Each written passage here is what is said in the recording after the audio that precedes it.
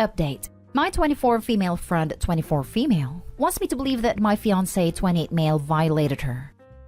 Original story. I'm out of town for the weekend. Had to go babysit for my sister. My friend knows this and still decided to go to my apartment because she was too drunk to make it to her place. She knew I wouldn't be there. Her and my fiancé barely even talk. They never hang out unless I'm there. But supposedly, she still went without even telling me. My fiancé messaged me right away that she was there and that he didn't know what to do. I told him to let her stay in our guest bedroom. She went to bed and my fiancé and I FaceTimed until super late. My friend didn't tell me that she was there until this morning. She calls me saying that she went to stay at my place last night, but had to leave super early this morning after my fiancé violated her. She swears it happened. After talking to him, I feel like it's possible that it didn't happen. I don't want to dismiss my friend's feelings, but I've also known my fiancé for over 10 years and know he's a good guy. I've known this friend for a year and I don't think she's a bad person either. My friend said she won't press charges, but just wants me to know what he did. I don't know what to believe. Of course, this all happens 2 months from our wedding. How should I handle this? How do I know who's lying? Now for the top advice before reading the update. Isn't it super fishy the fact that she went to your place even though she knew you weren't there? Why would she go there if she doesn't even talk to your boyfriend? Was she out drinking by herself? It just doesn't make any sense to me. That part where she won't press any charges but she wants you to know sounds more like, I just want you to break up with him based solely on what I'm telling you. That's how I felt too. If the man I'm about to marry is like that, then please help me put him in jail. I still don't get why she went to our place either. Tell her to get a kit test done. Her response will help you gauge whether it's BS, because sounds like it is. Offer your support to go with her to the hospital to get a kit. Ask what she needs from your apartment to prove this happened, because obviously he should go to jail if he's really that person, right? I would take your fiancé's word on this, to be honest. Not a bad idea. I'm back in town this afternoon. Maybe I'll tell her I can take her to the hospital as soon as I'm back. I really want to take my fiancé's word on this too, but I don't want to just assume that she's lying either. Most likely scenario, your boyfriend was not interested in her advances and fabricated a story to get you to break up. Nothing happened, except her being drunkenly half-dressed in the hallway. The fact your friend knew you were not there but showed up without contacting you makes her suspicious, and she's the one that set up your boyfriend to be the bad guy. I really can't understand why she didn't let me know until this morning. She was with it enough to remember my address, but not to call me? That's so weird to me. And now for the update. Hey guys, here's the update. Finally. So long story short, my friend made it all up. My plan was to go to her place once I'd come back in town. I tried to get her to go get a test kit done. Unfortunately, I was stuck at my sister's with her kids. So my fiancé decided to go to her place without telling me and got the truth out her. He recorded their conversation, thankfully. She admitted that she lied, and I also found out that she was the one trying to kiss him multiple times that night, before he finally told her to go to bed or he'd kick her out. He told her we have a camera in our hallway, and we'll be taking it to the cops to sue her if she doesn't tell me the truth. She messaged me after their conversation, and instead of just admitting what she did, she tried to blame me, saying that these past few months all I've been talking about is the wedding. It is like I don't have time for her anymore. That her lying about this was the only way for her to get my attention. I tried to call her after that, and she wouldn't answer my phone calls. I even went to her place after I got back in town, and she wouldn't open the door. So needless to say, she will not be a part of my wedding. I've never had a lot of friends, and now I'm wondering what's even the point if all they bring is trouble. Anyway, thank you so much for your ideas and advice. You guys are the best. She wasn't your friend. Friends don't do that to each other. Don't let this experience stop you from having friends in the future. Not everyone is off the rocker. It just sucks that you don't know how messed up people are until they show their real colors. I would have never thought she would have done something like this. I thought she was an amazing person. In the words of my estranged sister, that's what you get for thinking. Glad it all worked out for you. She sounds incredibly messed up. Thank God her lies didn't do the damage she obviously wanted them to. Yes, I'm so thankful he was able to snap her out of her lies. Now we have that recording, and the texts she sent me admitting she did lie, just in case she tries to lie about it again. Being accused of this sort of offense is the worst fear of many men. What a psycho. I know. I feel bad that I put him in this situation. I should have let him give her a ride home when he insisted on doing so. Facts. I had some female friends telling me to go to parties, and I absolutely refused for fear of being near people that are intoxicated, because I'm terrified that one day someone will try and ruin my life with an accusation like this. Next story. I, 29 male, can't seem to forgive my sister, 26 female, after she completely bailed on me when I was on the brink of being homeless. My sister from a young age has had only one person to rely on, and that person was me.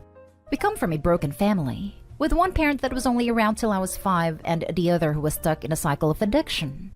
Because of our situation, I grew up very quickly and shielded her from things as much as I could. She obviously was aware of what was going on, but she was not in the crosshairs. I started with stealing from our mother to make sure we had food and bills were paid. I got a part-time job at 13 because we couldn't rely on our mother, and when I graduated high school, I immediately got 2 jobs and we moved out. I had to push my sister through high school. She wasn't an easy teen for obvious reasons, on top of going month to month trying to get as much money together to pay our bills. Then at 19, she finally graduated after being held back a year. She changed her tune a lot and she started working as well and had her own place when she was 21. I finally got a shot to do something for myself and got a degree. As a result, I got a much better job, but unfortunately that was right before the pandemic hit, so I pretty much went from hired to fired as I was a new hire. Now, the reason I'm saying all that is not to pat myself on the back, but to stress why my reaction is the way it is. I was out of work, on the brink of losing my apartment. It only had one person who I expected I could turn to, my sister. She was recently married, still lives obviously, with her husband, so I asked if I could stay a few weeks, at most a few months until I got a new job. It was a no. I was taken aback, but it remained to be a no. A week or 2 later, I was kicked out of my apartment, so I asked again and it was a no. At this point, I'm homeless, and the only reason I didn't end up sleeping on the damn streets was because I could crash with a few friends until I got a temporary job. I rented a room with a bunch of roommates for a while, eventually got a job in my field again and am now doing fine. That said, I have not spoken to my sister since. She has called, messaged, banged on my door, sent crying voice messages, apologized dozens of times, tried to explain herself, tried going to my job, tried going to friends. Everything. I haven't said a word to her, and it's been over a year now. She recently had a child and she is still desperately trying to reach out. She claims her husband refused to let me stay. He even reached out several times to beg me to reach out. But to me, the one time I needed her, she basically tells me to F myself. And I feel like it was the last push I needed to just end that chapter of my life. I feel bad, but just not bad enough, I guess. Even my friends and my girlfriend are on my case that I should forgive her, and that they understood it at first, but now think I'm being an a-hole. What would you guys do? Now for the top advice. Tell your friends and girlfriend that only you get to decide when you're ready to talk to your sister. That is not their place nor their business to try to force you into an interaction that you aren't emotionally ready for. And if they care about you at all, they will shut the hell up and let you do things when you are ready to do them. And send your sister one message telling her that you aren't closing the door and ever having a relationship with her, but you need her to back off and give you the time and space to work through your feelings of betrayal. That you will reach out to her when and if you are ready to, and not a minute before. And the more she pushes, the less you want to be around her. Then get into counseling to work through your feelings. Decide how much of a relationship with her you can handle emotionally, and then proceed from there.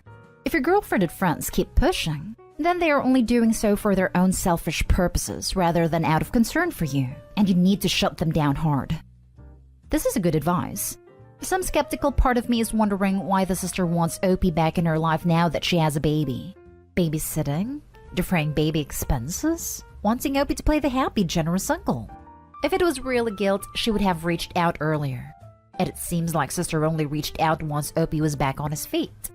Edited to add, it could be that all of Opie's sacrifices have led to her growing up to be very self-centered, because all along she's never had to think of someone else. Your friends and girlfriend need to back off when this isn't their situation. You decide what you want to do here. They have zero say in the matter.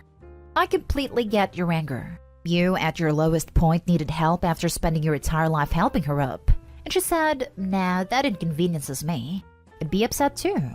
The hardest part would be trusting her again, because she's already shown she isn't trustworthy. His friends and girlfriend have no idea what it's like to grow up hard like that. The betrayal is like a knife in the heart. Since the last question is, what would you do? It's easy. I would not reach out. I'm someone who will do pretty much anything for friends and family. But as soon as I'm done with someone, I'm done. There's no going back. Ever. Sure, sometimes I miss some people that were in my life, but never enough to get back on that decision. Last story. My husband wanted me to promise him to never date anyone if he passes. I, female 36, have been married to my husband Thomas, male 34, for 6 years. He has a chronic heart condition that made him suffer for years. We have 2 kids together and he adores them, but couldn't be with them all the time or do normal activities together due to his condition. I work to be able to pay for rent/expenses and medical bills, which are the hardest. It's been like this for years. Thomas's health is greatly declining, and we recently were able to get him a device to improve his heart function, but it's not a long-term solution. Lately, Thomas has been asking me or the kids to sleep in bed with him. Before that, he used to sleep alone for medical reasons, including using catheter and having medical devices in his hand and chest. He was at a hospital for 2 weeks and said he missed me and the kids, although I was with him often. Last night, he was talking to me about what the kids told him they wanted to become when they grow up. He took his time to talk because this was a highly emotional moment for him. He kept telling me he knew he wasn't going to witness how our kids will turn out and what they become when they grow up. He said he'd be lucky if he could attend their next birthday, which I admit could be an exaggeration on his part. But I let him vent about what's been bothering him and try not to interrupt him. He then started talking about us, asking me what I would do if he passed away.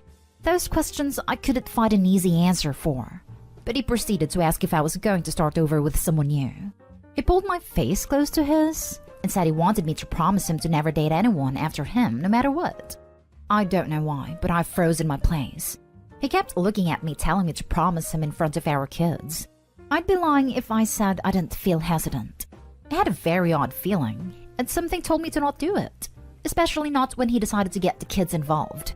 I pulled away and assured him he's the love of my life and everything I care about, as well as our children. He got upset, saying I was avoiding his request, and said he didn't expect me to even hesitate, let alone refuse to promise. I calmly explained how heavy his words were, but he said I probably had no problem seeing and dating someone. It might as well get the kids a new dad. I swore I'd never force my kids to call someone else dad, and he flat out called me a liar to my face. This made me speechless. He loudly told me to get out of the room. I tried to get him to calm down, but he started yelling at me to stop talking to him, after I made it clear he didn't mean that much to me. Then he told me to understand something, which is that he's going to make the kids promise him that if I ever meet someone new, then they should cut me out of their lives and stay with his family. I was in a shock. I called him unreasonable for thinking this was an acceptable thing to do to our kids. He said I should be happy I will no longer be held back by the kids, and that they live with their grandparents and aunts, not some guy I get married to. He kept insulting me till I broke down crying. He asked me to leave the room and threatened to pull his cannula if I stayed. I immediately walked out because I didn't want to get himself hurt over an argument. I understand he was just feeling scared and worried, but I think he was being unfair towards me with how he spoke to me. I felt so bad to the point where I wished I said yes to his promise if I knew he'd react this way. Everyone keeps telling me to have some grace and be patient because Thomas is dealing with so much right now, but they keep forgetting that I'm struggling too. I barely eat and basically have no appetite.